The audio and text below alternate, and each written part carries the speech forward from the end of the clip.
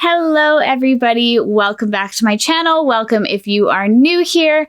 It is the last day of 31 days of December. It is New Year's Eve and I'm so excited we got here.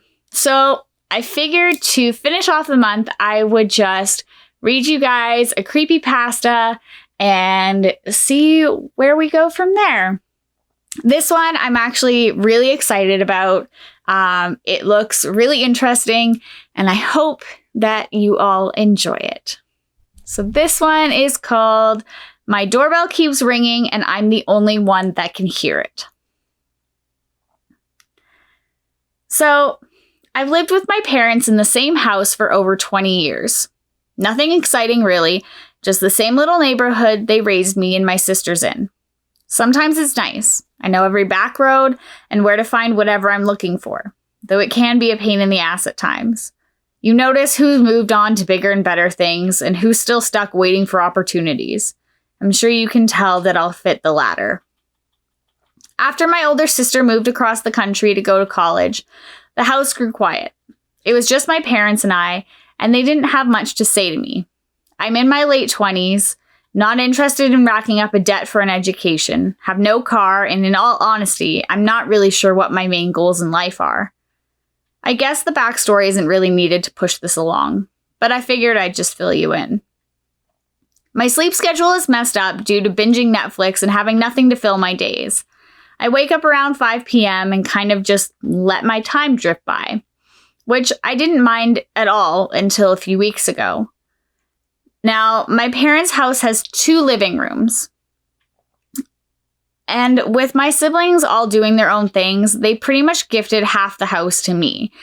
One day I was sitting, ass planted firmly on the couch, when the doorbell rang. The front door was just outside of my parents' living room, so I figured one of them would answer it. They were rarely ever anywhere else. You see, my parents were both retired and spent their days how I spend mine, with their butts on a couch, watching their favorite shows. The only time they ever left was when they would go upstairs to sleep. A few minutes passed before the bell rang again. I paused my show and walked over to the door. As I walked, I passed the small opening leading into my parents' living room. I stopped when I saw them both quietly staring at the television, squinting with slight confusion. I asked them if they had heard the doorbell. They both assured me that they didn't hear anything. I found this to be odd considering the door was less than 4 feet from them, but I shrugged it off. I opened the door and what I saw made me smile a bit. A tall man wearing a lovely green jacket with expensive-looking polished gold buttons lining its left side, a nicely tucked black turtleneck sweater, brown khakis, freshly polished black dress shoes, and a bright red top hat. I mean, writing it all down here doesn't really do it justice, because I can imagine how much that clashes in your heads, but it worked quite well on this man. I answered with an awkward smile and a hello. He took off his hat and spun it as he bowed. "Hello, darling," he said, still bowing. I leaned back and called for my father. I mean, I wasn't exactly scared, I just assumed he was there to see my mom or dad. I would soon find out that I was wrong once my father walked over and asked me what I needed. I gestured to the man and asked if he was a friend. My father asked me what I was talking about. I looked back at the man and then to my father. I mean, the man in the green jacket. Who else? My father was never one for jokes. He rolled his eyes and walked back over to the couch, scolding me as he did so. My heart began to pound, and I turned back to the man on my doorstep. The fact that my dad didn't joke around threw the idea of him messing with me out the window. I stared for a few moments before the man spoke again. "What's wrong, kid?" I slowly shut the door and walked back into my living room. I wasn't scared of the man per se, more so the idea I was going more and more insane. A few minutes passed and the doorbell rang again. I just sat on my couch in deep thought. That damn bell rang every minute for the next few hours, and no one could hear a thing except me. I barely got a wink of sleep that night, but even so, the next morning, I told myself that the entire thing was just a weird dream. That is, until I heard the doorbell ring again. I peeked into my parents' living room and noticed that they were again both sitting on the couch. I looked through the same peephole, and there he was. The same man with the green coat. Okay, you got me. I'm freaking out, and it's not funny anymore. I leaned against the wall and folded my arms, staring at my parents with slight anxiety. My dad paused his show and looked at me confused. What are you talking about, sweetie? My heart sank and tears filled my eyes. Calm down. What's going on? My dad stood up and embraced me, begging me to calm down and speak. I told him that everything was fine and I just needed some air. I grabbed a jacket and exhaled sharply before I opened the door. Hello again, darling, a voice spoke. My back was still turned as I exited the house, but I knew who it was. Who are you? The man giggled and clapped his hands. I'm no one, my dear. I know this whole thing sounds stupid. Why did I go outside? Why didn't I explain it to my parents? I don't really know the answer to those questions. I wasn't compelled by any magical force or anything. I don't know. I stared at the man for a few moments. His wrinkled face was pushed into a smile, and his baby blue eyes reflected the sun as he stood there, unblinking. Why can't they hear the doorbell or see you? He poked my forehead with a cane that he hadn't had before as I asked the question and smiled. Because I'm not here for them, darling. I was a little upset with myself at first. Out of all the hallucinations my brain could have manifested as it slipped into insanity, this was the best it had. A frail, wrinkled man in a weird suit. I chuckled slightly. You're here for me then, is that it? Bingo! My hands shook with anxiety and I felt a lump in my throat. What do you want with me? I can't say. Just come with me and find out. He gestured to the street and smiled. I didn't feel safe, and without saying a word, I spun around and ran inside my house, slamming the door shut behind me. I then ran into my room and locked the door, crawled under my blanket, and cried. The doorbell rang for hours.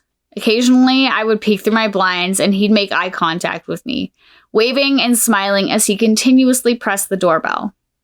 After a while, I couldn't take the ringing. I slid open my window and screamed at him. Stop pressing the doorbell. He smiled right at me and kept pressing it. It's 3 a.m. What do you want from me? He smiled again and placed his arm at his side. I just want you to come with me, dear. And where would we be going? I'm sure you would hate this to spoil the surprise. Why not just join me?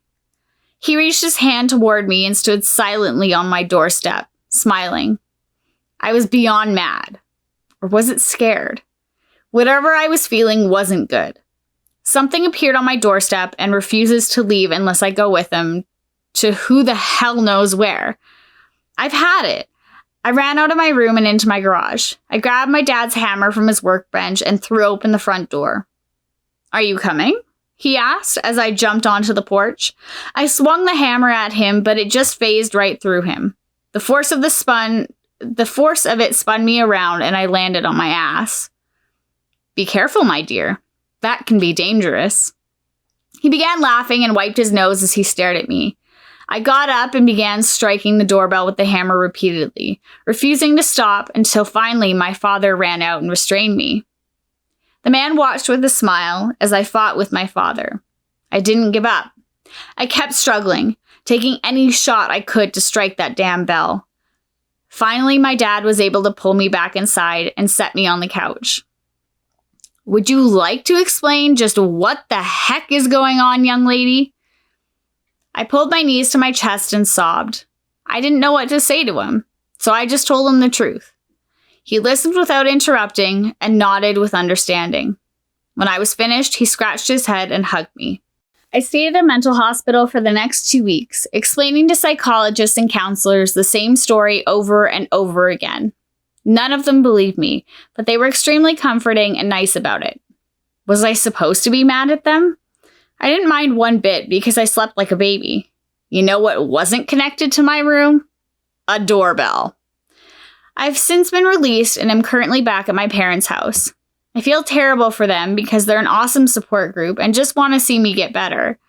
It's just that last night, the doorbell started ringing again and no one can hear it but me. Sometimes I just stare through the peephole and I know he knows I'm there. He looks right into it and smiles at me, chuckling as he speaks. Come with me. Everything will be okay. It's been 16 hours and the bell hasn't stopped once. Maybe if I go with him, it won't be so bad. That is where the story ends. That is creepy. And it almost sounds like, I don't know. I don't want to say that it sounds like a devil or anything has come or a demon, but like just the description sounds like a shaman. It almost sounds like the witch doctor from The Princess and the Frog, or just a voodoo witch doctor, period, from New Orleans. I don't know where this story actually took place. There was no city that they talked about, but who knows? It's up for your imagination and discretion, I guess. That is where I'm going to end it today. I'm going to go enjoy the rest of my night and ring in the new year. I hope you guys have a wonderful end to 2018 and you are excited for everything that 2019 has to offer. I know I am, and I can't wait for bigger and better things to happen on my channel. I love you guys so much. Please, if you haven't already, click the like button on this video. Please subscribe. That would make me so very happy at the end of this year. And turn on the notification bell because I will be uploading every Monday, Wednesday, and Friday for the rest of the foreseeable future. Have a good night, guys.